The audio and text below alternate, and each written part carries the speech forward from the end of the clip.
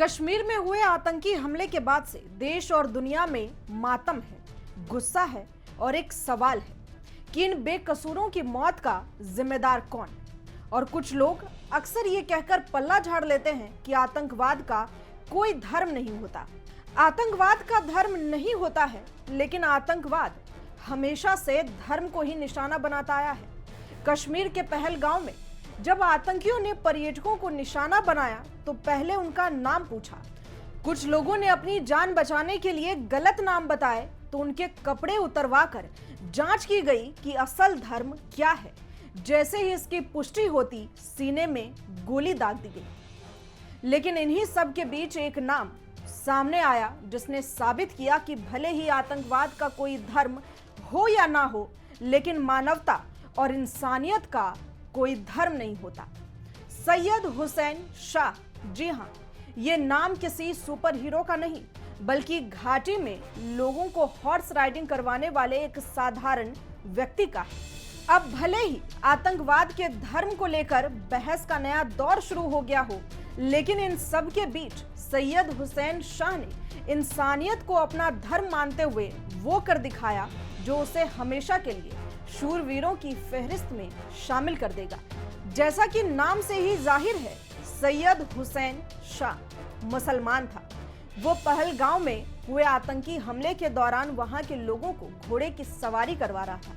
आतंकवादियों ने जैसे ही लोगों को घेरा, सैयद ने उन लोगों की जान की भीख मांगते हुए पर्यटकों को अल्लाह का रूप बताया था। उसने बहुत कोशिश की कि वो किसी तरह इन आतंकवादियों को रोक ले, लेकिन ऐसा नहीं हुआ।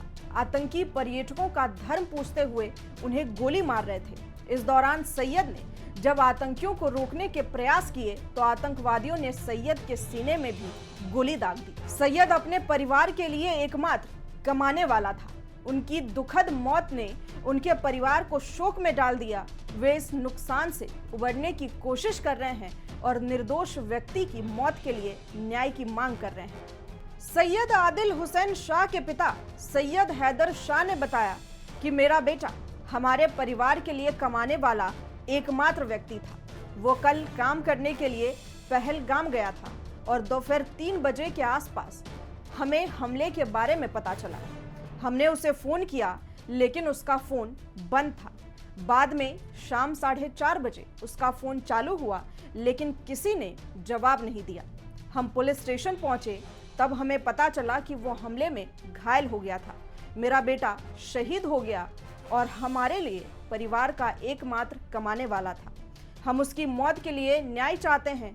वो एक निर्दोष व्यक्ति था, उसे क्यों मारा गया? जो भी जिम्मेदार हैं उसे परिणाम भुगतने होंगे।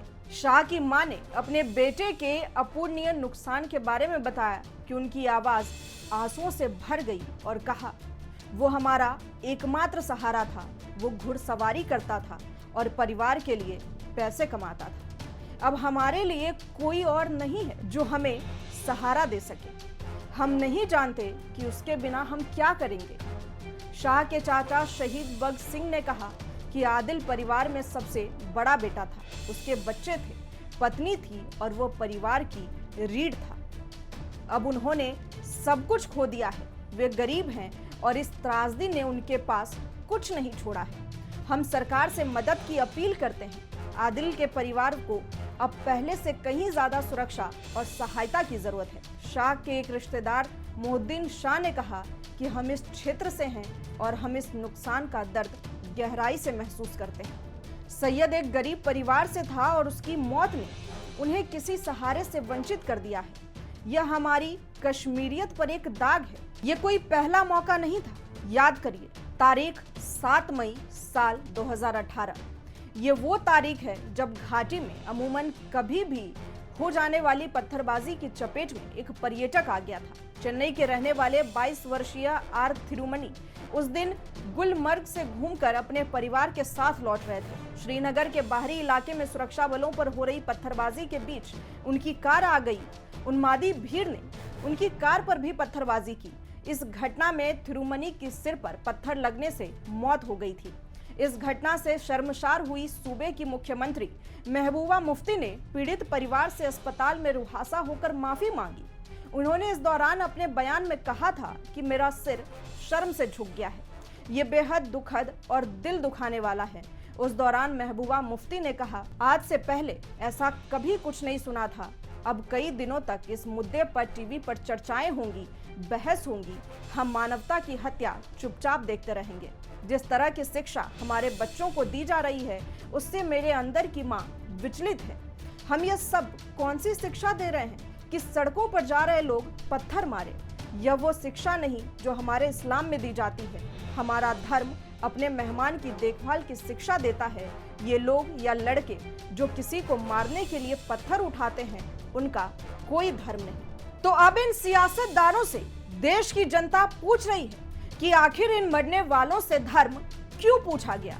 आखिर मारने वाले क्यों सब एक ही धर्म को निशाना बना रहे थे? आखिर क्यों मारने वाले साजिशन एक ही धर्म के लोग थे? आखिर क्यों ऐसे मुद्दों पर फिर से कुछ धर्म की दुहाई लेकर कुछ साजिशकर्ता को बचाने की जुगत में लग जाते हैं? आखिर कब तक यूं ही निर्दोष जनता ऐसे ही मरती रहेगी? आज एक बार फिर से आतंकवाद का कोई धर्म नहीं होता कहने वाले जरूर सोचिएगा। और आप इस मुद्दे पर क्या सोचते हैं, कमेंट कर हमें जरूर बताइए और लिखिए कि आखिर इन सब का गुनहगार और जिम्मेदार कौन है।